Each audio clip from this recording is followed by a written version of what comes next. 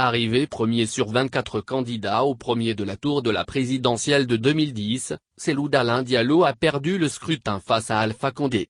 Proche collaborateur du leader de l'Union des forces démocratiques, UFDG, Aliou Condé affirme que son parti était face à un dilemme cornélien après la proclamation des résultats définitifs par la Cour constitutionnelle. Après 50 ans de pouvoir dictatorial, tous les Guinéens espéraient qu'avec l'élection de 2010, on pourrait sortir de l'ornière.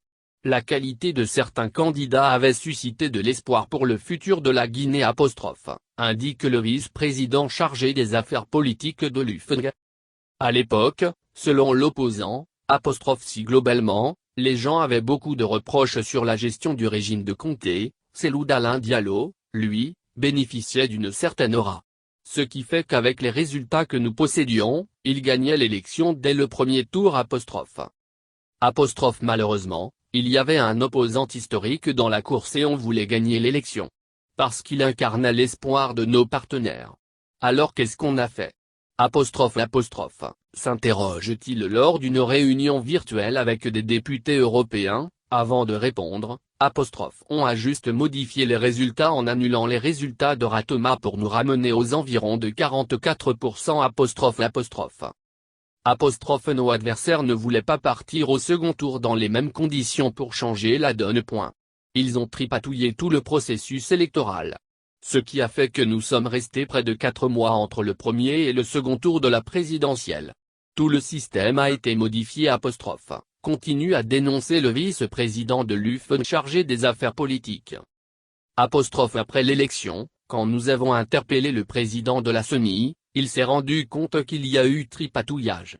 Il y a eu l'interruption de publication des résultats pour une journée, mais avec la pression, ça a repris le lendemain. Regrette-t-il. Pour le recours de l'UFDG auprès de la Cour suprême, se souvient-il, ils n'ont même pas ouvert les cartons et les plis, comme on l'a fait dernièrement. Donc on a publié les résultats de la CENI en déclarant Alpha Condé élu. Toute la ville de Conakry était militarisée par le bataillon autonome de la troupe aéroportuaire. Si l'UFDG bougeait, ils étaient prêts à massacrer tout le monde. Un dilemme très fort pour le parti. Fallait-il accepter les résultats ou non ?